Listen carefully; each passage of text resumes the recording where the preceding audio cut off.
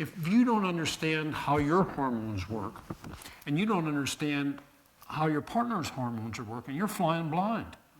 And you could run into a mountain and crash. And this is particularly important in terms of sex after 50.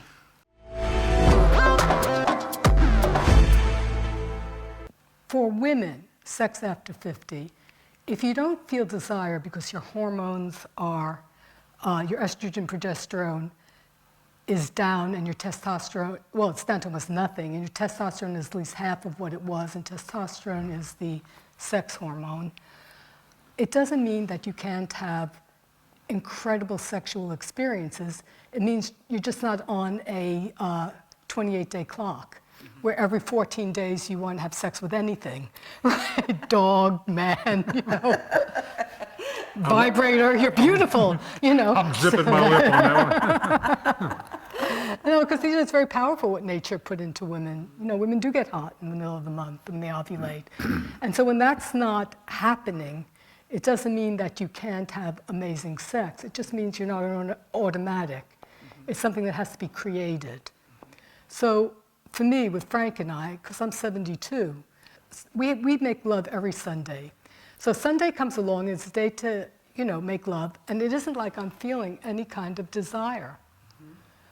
But when we start, and we have a little kind of ritual when we make love, of course, when we start, and I'm present and he's present, what we talked about before, the connection, the love, all of that put into that moment that we've put aside creates the space where we in fact have amazing love making. Now, it doesn't hurt that he's a really fantastic lover who has many techniques, but it's also the love, because that could all be there. And if we didn't have what we talked about before, the depth and the connection and the love, it wouldn't be like that. Well, from the man's point of view, thanks, honey. I mean, she's so inspiring. It's really, I'm so lucky. And I know it, and I tell her all the time. She does. And in our book, we talk about menopause and we talk about andropause, which is the male form of menopause. It's not nearly as intense as menopause. But very real. And in men's testosterone decreases 1% to 2% a year, every year, starting around age 25. So by the time you get to 50, you probably have somewhere like half the testosterone production that you had when you were 25. May I make a point here just for a second? When 56-year-old men have more estrogen than a 56-year-old woman. Wow, interesting. So things are changing for you as a man. So you've got to do some things to boost that testosterone. And there are a number of things. Weightlifting is a good thing. I don't recommend testosterone therapy, replacement therapy, because once you start taking that stuff, your body thinks it doesn't need to make any testosterone, and you're stuck with it for the rest of your life. Really? So, yeah. Unless you are low testosterone and you're not making the testosterone. Right, okay, Yeah. So then that's a medical condition as opposed to let me just use this as an aphrodisiac. Yeah, no. That's a good distinction to make. Yes. Very good distinction to make. And so one of the ways, there's a couple ways guys can increase testosterone. Weightlifting is a good thing. Playing sports is really good. And women always wonder, why do guys get off watching sports? It's because when we watch whatever sport it is, it generates testosterone. And when our team wins, we get more testosterone, and when our team loses, we get less. Interesting. So it's a double-edged sword for women. So you better have a winning team. Anyhow. So root for your team. For the winning team. So that's the thing. And working with erectile dysfunction is always a challenge. And one of the things I learned as I got older is that the connection, and we talked about the connection and how women get high with oxytocin. Well, the oxytocin works in men too. We get some oxytocin, and when we do, it goes down the spinal column and comes out in the pelvic nerves. And what I figured out, I'm making love to Judith, and I'm going, wow, I'm really turned on, and I mean, this is going on for a long time. I'm 75 at this time, and I'm going, how am I doing this? And then I got to thinking, I said, you know, Now it's he's the 82. connection. I know it's the connection. It must be the oxytocin. And I found a study that somebody did in Sweden that verified that oxytocin goes out through the pelvic nerves and can actually help erection. So it can strengthen it and prolong it. Now, it doesn't last forever. Now I'm 81 and I'll use Viagra or Cialis or something like that. Yay, Viagra! Yay, Cialis! Not every time. But you know, when we have an opportunity, Sunday is our day of worship.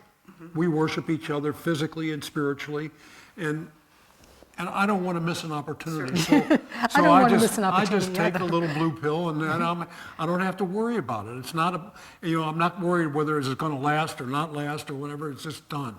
You know, something else is that there's nothing wrong with it. You know, as we age, yes, we're going to have issues with erections, with Just that, the way- whatever. So you fix it. You do whatever you can to fix it and get over it. Of course, I mean, it's just same like as we age, we have wrinkles. As we Right. age, we have medical conditions. Right. As we age, things change. Right. I want to say something about men, though, and andropause, because it's a testosterone issue, and testosterone isn't just sex. It's also confidence. It's also your drive in life. It's also, if a man has too low testosterone, it's depression. Yes. Because it adds to confidence and to optimism. I have problems with men who come to me in that age group that are 50 plus, where the woman is saying, I want to have sex, and the man saying, I'm not interested. The man is literally saying, I'm not interested. And because I think apparently men were used to the testosterone pushing them, the way women were used to the estrogen getting them hot, they then think, well, now either I won't enjoy sex, I won't get hard, or I don't care. It's going to destroy the marriage. You can't do that. If your wife says she wants sex, you better learn how to get interested. That's right. And you better learn that there are other ways to have the sex that you can enjoy. You know, there's, using your hand, it's using your tongue, it's using a vibrator. It's getting into the sensuality of it, it's getting into the connection of it. The guys who say they weren't interested are not used to really connecting with the woman. What they're used to is the sexual part of having an orgasm or whatever, getting hard and having an orgasm. They're not used to what's it like to be intimate, what's it like to have that kind of love fill your heart while you're making love. So this is a problem that the guy has had in a certain way prior to coming in. But if a guy does some of those rituals we talked about before, if the guy starts looking for love and connection as a part of his sexual life, that's the way he can revive it. Great point. So now I want to talk about how to create sizzling sex on a regular, sustainable basis. Okay. Right.